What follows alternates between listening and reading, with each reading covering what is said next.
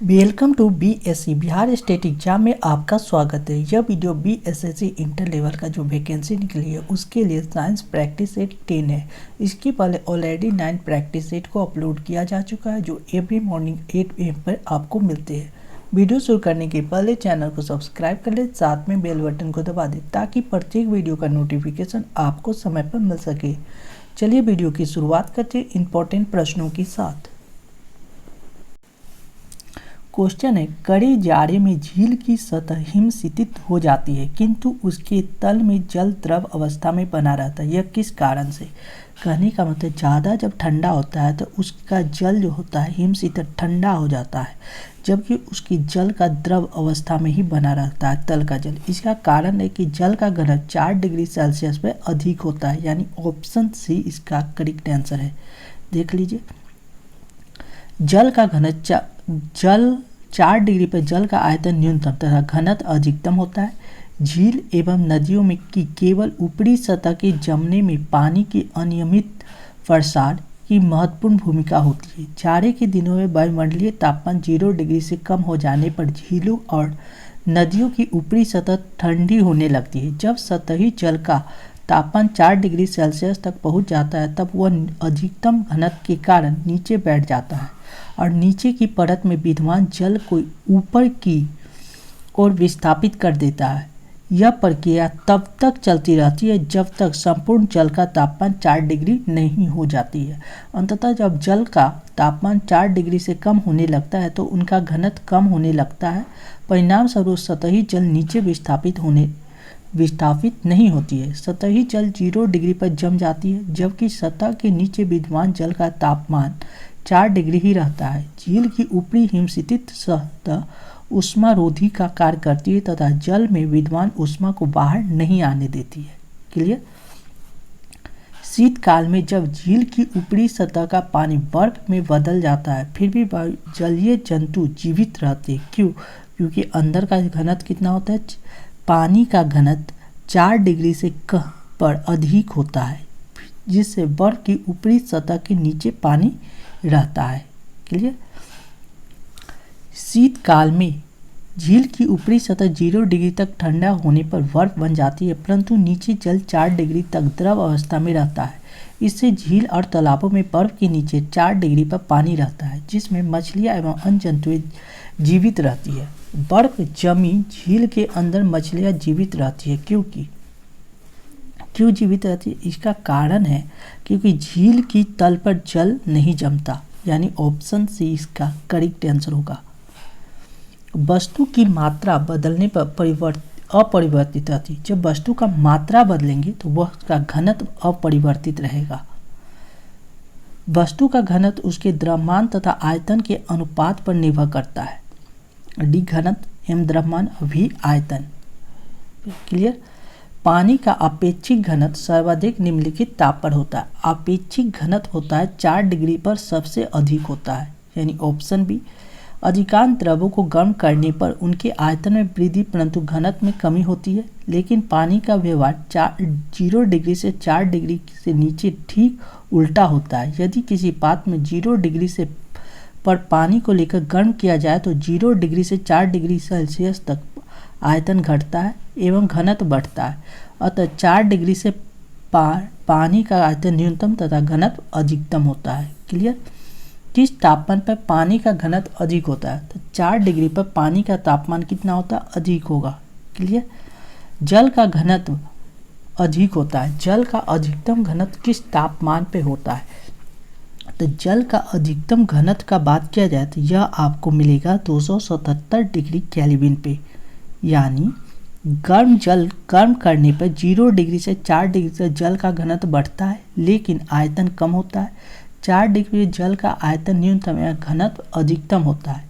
Celsius से kelvin में परिवर्तन के बराबर सी प्लस 273, यानी 4 डिग्री सेल्सियस पर जल का घनत्व अधिक होता है, यानी केल्विन में 277 डिग्री केल्विन पर जल का घनत्व अधिक होगा। कथन एक और कथन है और कारण है। जैसे कथन दिया गया है, लोहे का एक गोला पारद पर तैरता है किंतु पानी में डूब जाता है। कारण क्या है? लोहे का अपेक्षिक घनत्व पारद के अपेक्षिक घनत्व से अधिक होता है। तो करेक्ट आंसर होगा ए सही है परंतु आर गलत है। पहला व्याख्या तो कथन सही है लेकिन कारण गलत है। तो इसका व्याख्या देख लेते हैं। लोहा, लोहे का गोला पारद पर तैरता है किंतु पानी में नहीं, पानी में डूब जाता है। इसका कारण यह है, क्या कारण कि पारद मरकरी का अपेक्षित घनत्व लोहे की अपेक्षित घनत्व से अधिक होता है जबकि पानी का लोहे से कम होता है। अतः ये सही किंतु आर गलत है। लोहे की कील पारे पर क्यों तैरती है जबकि यह पानी में डूब जाती है? लोहे का जो कील है वह पारे पर तैरता है जबकि पानी में डूब जाता है। कारण यह है कि लोहे का घनत्व पानी के घनत्व से अधिक तथा पारे से कम होता है। यानी ऑप्शन सी, एक सुई पानी में डूब जाती है जबकि लोहे से बना जहाज पानी पर तैरता रहता है। इसका भी कारण क्या है? घनत्व से ही रिलेटेड है। यानी सुई की अपेक्षा घनत्व उसके द्वारा हटाए हुए पानी के अपेक्षित घनत्व से अधिक होता है। यानी ऑप्शन डी। किसी वस्तु का अपेक्षित घनत्व उस वस्तु के भार तथा वस्तु द्वारा हटाए गए जल के भार के अनुपात को प्रदर्शित करता है। शुद्ध जल की अपेक्षित घनत्व 1 होता है। वे वस्तु जितना अपेक्षित घनत्व 1 से कम होता है वे तैरता है, जबकि जिन वस्तु का अपेक्षित घनत्व 1 से अधिक होता है वह जल में डूब जाता है। क्लियर? लोहे की सुई पानी की सतह पर किस कारण से तैरती रहती है? जब पृष्ठ तनाव के कारण। किसके कारण? पृष्ठ तनाव के कारण। पानी की ऊपरी सतह के अणुओं के ससंजस बल के कारण उत्पन्न पृष्ठ तनाव जब सुई के गुरुत्व बल से को संतुलित कर देती है तब लोहे की सुई पानी की सतह पर तैरती है। जब कुएं से पानी की बाल्टी को ऊपर खींचते हैं तो हमें महसूस होता है कि बाल्टी क्या है? बाल्टी पानी की सतह से ऊपर भारी हो जाता है। जब पानी के अंदर रहेगा तो हल्का, लेकिन पानी से जैसे ही ऊपर आएगा तो वह हमको भारी महसूस होगा।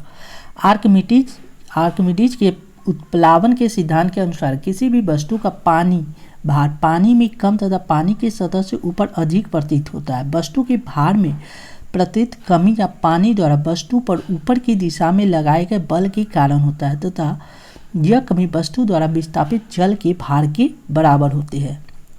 क्लियर? एक भारहीन गुब्बारे में 200 ग्राम जल भरा गया है। इसका जल में भार क्या होगा? जल में भार 0 होगा। क्लियर? यानी ऑप्शन ए। कारण दिया गया है, जब कोई वस्तु जल में आंशिक या पूर्ण रूप से डुबाई जाती है तब उसके भार में कमी आ जाती है। यह आभासी कमी उसके द्वारा हटाए गए द्रव के भार के बराबर होता है। अब चूंकि गुब्बारे में जल के अंदर ऊपर तथा नीचे दोनों ओर उत्प्लावन बल लगता है तब जल के गुब्बारे का भार माइनस उत्प्लावन बल यानी 200 माइनस 200 यानी 0, यानी क्या होगा? 0 होगा। मथने के पश्चात क्रीम का दूध से पृथक हो जाने का कारण क्या है? मथने के पश्चात क्रीम का दूध से अलग होने का कारण है अपकेंद्रीय बल। कौन सा? अपकेंद्रीय बल। मथने के पश्चात क्रीम का दूध से पृथक हो जाने के कारण है अपकेंद्रीय बल। बादलों के वायुमंडल में तैरने का कारण क्या है? घनत्व के कारण बादल वायुमंडल में तैरता रहता है। गर्मी के दिनों में वायुमंडल में उपस्थित जलवाष्प गर्मी पाकर गर्म होता है जिससे जलवाष्प का घनत्व घटता है। घनत्व घटने के कारण जलवाष्प हल्की होकर ऊपर उठता है। वायुमंडल के ऊपरी भाग में दाब एवं ताप कम होने के कारण ये जलवाष्प फैलती है और पानी की छोटी छोटी बूंद में परिवर्तित होकर तैरती रहती है। इसे बादल कहते हैं। क्लियर?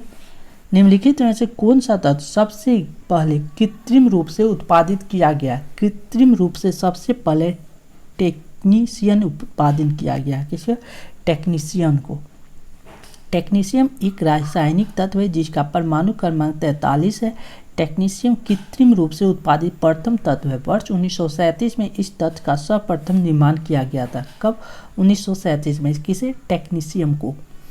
समुद्र में प्लावन करते हुए आइसबर्ग का कितना भाग समुद्र की सतह से ऊपर रहता है?